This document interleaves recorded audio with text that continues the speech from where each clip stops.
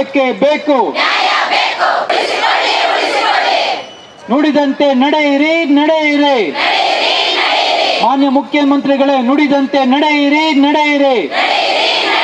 ಹಕ್ಕು, ಕನಿಷ್ಠ ಗೌರವಧನ ನಮ್ಮ ಹಕ್ಕು. ಹೌದು ವೀಕ್ಷಕರೇ, ಆಶಾ ಕಾರ್ಯಕರ್ತೆಯರು 2005ರಲ್ಲಿ ರಾಷ್ಟ್ರೀಯ ಗ್ರಾಮಾಂತರ ಆರೋಗ್ಯ ಯೋಜನೆ ಅನ್ವಯ ಗ್ರಾಮೀಣ ಭಾಗದ ಜನರ ಆರೋಗ್ಯದ ಮಟ್ಟ ಸುಧಾರಣೆಗಾಗಿ ಜೋಡಿಸಲ್ಪಟ್ಟ ಸ್ವಯಂ ಪ್ರೇರಿತ ಕಾರ್ಯಪಡೆ. ಇಂದು ಬೃಹದಾಕಾರವಾಗಿ ಬೆಳೆದು ನಿಂತಿರುವ ಆಶಾ ಕಾರ್ಯಕರ್ತೆಯರಿಗೆ ಸರ್ಕಾರ ಕೇವಲ 5,000 ರೂಪಾಯಿ ಮಾತ್ರ ಮಾಸಿಕ ಗೌರವಧನವಾಗಿ ನೀಡ್ತಾ ಇದ್ದಾರೆ.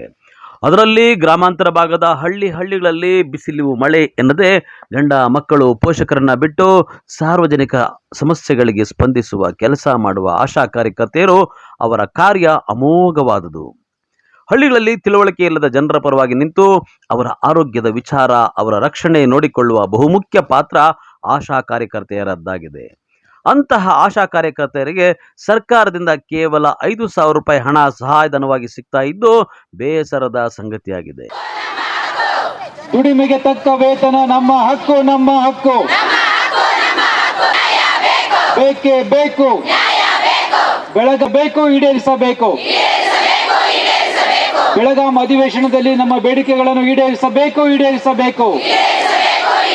ಹಕ್ಕು, ಕನಿಷ್ಠ ಗೌರವಧನ ನಮ್ಮ ಹಕ್ಕು, ನಮ್ಮ ಹಕ್ಕು. ಬೇಕೇ ಬೇಕು,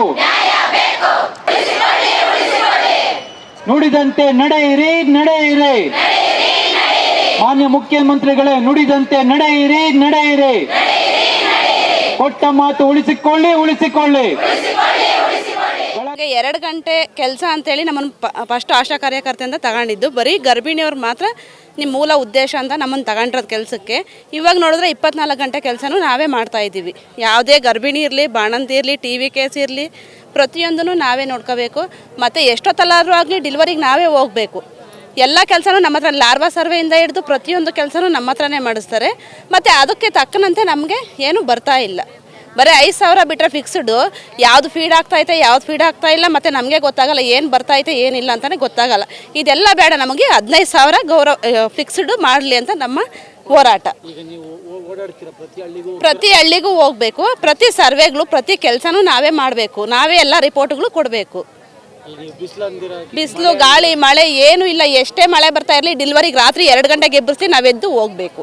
ಎಷ್ಟೊತ್ತಲ್ಲಾಗಲಿ ನಮಗೆ ಟೈಮಿಂಗ್ಸ್ ಇಲ್ಲ. ಬರೀ 2 ಗಂಟೆ ಬರೀ ಗರ್ಭಿಣಿ ಬಾಣಂತಿ ನೋಡ್ಕೊಳಕ್ಕೆ ಅಂತ ನಮ್ಮನ್ನು ತಗೊಂಡಿರೋದು. ಇವಾಗೆಲ್ಲ ಪ್ರತಿಯೊಂದು ಕೆಲಸನೂ ನಮ್ಮ ಹತ್ರನೇ ಮಾಡಿಸ್ತಾ ಇರೋದು. ಎಲ್ಲರನ್ನೂ ಬಿಟ್ಟು ನಾವು ಎಷ್ಟೊತ್ತಲ್ಲೇ ಎಬ್ಬರಿಸಲಿ, ಮಕ್ಕಳಿರಲಿ, ಮನೆ ಇರಲಿ, ಏನು ಯಾರು ನಮ್ಗೆ ಹುಷಾರಿಲ್ಲ ಅಂದ್ರೂ ಪರವಾಗಿಲ್ಲ, ನಾವು ಮಾತ್ರ ನುಂಗಿ ಇವಾಗ ಇರೋ ಉದ್ದೇಶನೂ ಅದನ್ನೇ. ನಮ್ಗೆ ಹುಷಾರಿಲ್ಲ ಅಂದ್ರೂ ನಾವು ಇದಕ್ಕೋಸ್ಕರನೇ ಬಂದಿರೋದು, ನಮಗೋಸ್ಕರ ನಾವು ಓಡಾಡಲೇಬೇಕು ಅಂತಲೇ ಬಂದಿರೋದು. ಇವಾಗ ಎಷ್ಟೊತ್ತಲ್ಲ ಮಳೆ ಬರ್ತಾ ಇರಲಿ, ನಮಗೆ ವೀಸಿಂಗ್ ಪ್ರಾಬ್ಲಮ್ ಇರಲಿ, ನಮ್ಗೆ ಹುಷಾರು ಇಲ್ಲದೆ ಇರಲಿ, ನೆನ್ಕೊಂಡಾದ್ರೂ ಪರವಾಗಿಲ್ಲ ನಾವು ಹೋಗಬೇಕು, ಸರ್ವೆ ಮಾಡಬೇಕು. ನಮ್ಮ ಆರೋಗ್ಯ ಹೋದ್ರೂ ಪರವಾಗಿಲ್ಲ, ಅವ್ರ ಆರೋಗ್ಯನ ಕಾಪಾಡಬೇಕು ನಾವು. ಶಿಲ್ಪ ಅಂತ ಹೇಳ್ಬಿಟ್ಟು ಗೌರಿಬಿದನೂರು ತಾಲೂಕು ಆಶಾ ಕಾರ್ಯಕರ್ತೆ. ಇನ್ನು ರಾಜ್ಯ ಸರ್ಕಾರವು ಕೂಡ ಆಶಾ ಕಾರ್ಯಕರ್ತೆಯರ ಕೆಲವು ಬೇಡಿಕೆಗಳನ್ನು ಈಡೇರಿಸುವುದಾಗಿ ಹೇಳಿ ಮಾತು ತಪ್ಪಿದ್ದು, ಈಗ ಚಳಿಗಾಲದ ಅಧಿವೇಶನ ನಡೆಯುವ ಸಂದರ್ಭದಲ್ಲಿ ರಾಜ್ಯ ಸರ್ಕಾರದ ಕಣ್ಣು ತೆರೆಸುವ ನಿಟ್ಟಿನಲ್ಲಿ ಕರ್ನಾಟಕ ರಾಜ್ಯ ಸಂಯುಕ್ತ ಆಶಾ ಕಾರ್ಯಕರ್ತೆಯರ ಸಂಘದ ವತಿಯಿಂದ ಚಿಕ್ಕಬಳ್ಳಾಪುರ ಜಿಲ್ಲಾಧಿಕಾರಿ ಕಚೇರಿಗಳ ಮುಂದೆ ಜಿಲ್ಲಾ ಮಟ್ಟದ ಸಾವಿರಾರು ಆಶಾ ಕಾರ್ಯಕರ್ತೆಯರು ಪ್ರತಿಭಟನೆ ನಡೆಸಿದರು.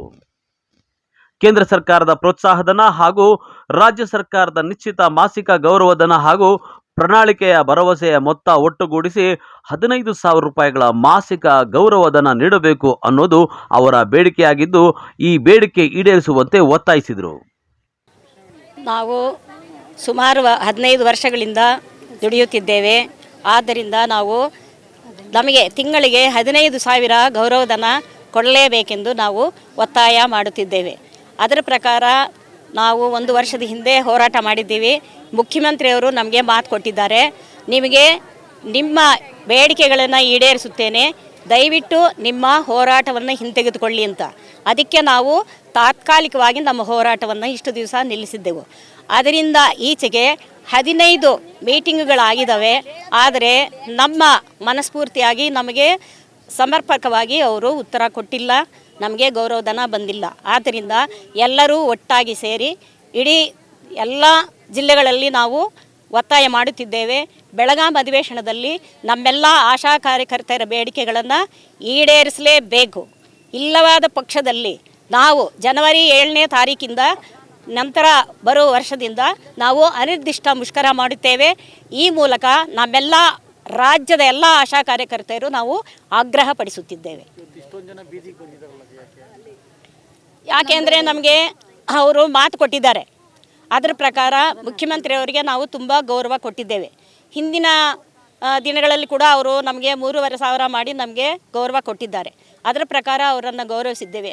ಅದಕ್ಕೋಸ್ಕರ ನಾವು ಇವಾಗ ಆಗ್ರಹ ಪಡಿಸಿದ್ದೇವೆ. ಇಂದಿನ ಚಳಿಗಾಲ ಅಧಿವೇಶನದಲ್ಲಿ ಬೆಳಗಾಂದಲ್ಲಿ ನಡೆಯುತ್ತಿರುವ ಅಧಿವೇಶನದಲ್ಲಿ ನಮ್ಮ ಕೋರಿಕೆಯ ಪ್ರಕಾರ ಅವರು ಅದನ್ನು ಆ ಸಮಸ್ಯೆಯನ್ನು ಎತ್ತಿ ಹಿಡಿದು ನಮ್ಮ ಸಮಸ್ಯೆಗಳನ್ನು ಈಡೇರಿಸಬೇಕು ಅಂತ ನಾವು ಒತ್ತಾಯ ಮಾಡೋಕ್ಕೆ ಜಿಲ್ಲಾ ಭವನದ ಹತ್ತಿರ ಬಂದು DC ಅವರ ಹತ್ರ ನಾವು ಮನವಿ ಪತ್ರವನ್ನು ಕೊಡೋದಕ್ಕೆ ನಾವೆಲ್ಲರೂ ಕೂಡ ಇಲ್ಲಿ ಜಮಾಯಿಸಿದ್ದೇವೆ ಸರ್. ಇನ್ನು ಆಶಾ ಕಾರ್ಯಕರ್ತೆಯರು ಬೆಳಗ್ಗೆಯಿಂದ ಜಿಲ್ಲಾಧಿಕಾರಿಗಳ ಕಚೇರಿ ಮುಂದೆ ಕುಳಿತು ಪ್ರತಿಭಟನೆ ನಡೆಸ್ತಾ ಇದ್ರೆ, ಕೆಲವರು ಬಿಸಿಲಿನ ತಾಪಕ್ಕೆ ಸಿಕ್ಕ ವಸ್ತುಗಳಿಂದ ಬಿಸಿಲಿನಿಂದ ತಪ್ಪಿಸಿಕೊಳ್ಳಲು ನಾನಾ ಕಸರತ್ತು ಮಾಡಿದರು. ಈ ವೇಳೆ ಸ್ಥಳಕ್ಕೆ ಜಿಲ್ಲಾ ಅಪರ ಜಿಲ್ಲಾಧಿಕಾರಿ ಅವರು ಭೇಟಿ ಕೊಟ್ಟು ತಮ್ಮ ಮನವಿ ಪತ್ರವನ್ನು ಪಡೆದು ಸರ್ಕಾರಕ್ಕೆ ನಿಮ್ಮ ವಿವಿಧ ಬೇಡಿಕೆಗಳ ಮನವಿ ಪತ್ರವನ್ನು ರಾಜ್ಯ ಸರ್ಕಾರಕ್ಕೆ ರವಾನಿಸುವುದಾಗಿ ಹೇಳಿದರು. ಕ್ಯಾಮರಾಮನ್ ಪ್ರವೀಣ್ ಜೊತೆ ಕಳವಾರ ಅರುಣ್, MMTV ನ್ಯೂಸ್, ಚಿಕ್ಕಬಳ್ಳಾಪುರ.